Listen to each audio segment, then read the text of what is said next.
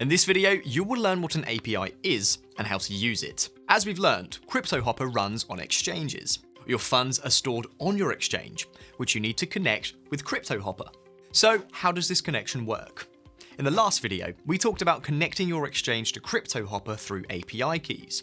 But what is an API exactly? API stands for Application Programming Interface.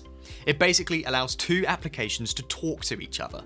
You already learned that in your exchange, you can create an API key.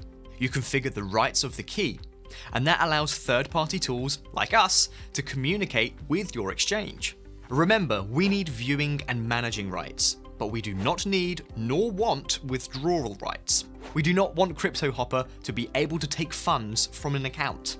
So Cryptohopper is connected, but what happens now?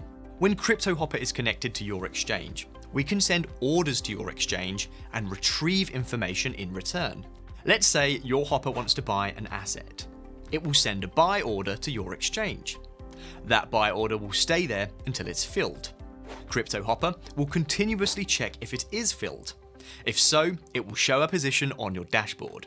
We also need to know what you have on your account. So we will also ask your exchange every minute what is on your account. It will simply reply with an answer, which shows up in your balance on your account.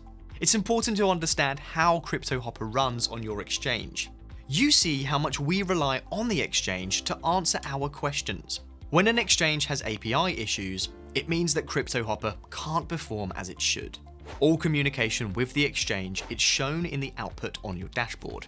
This is where your hopper and your exchange tell users what's happening. This should always be one of the first places to look when spotting errors.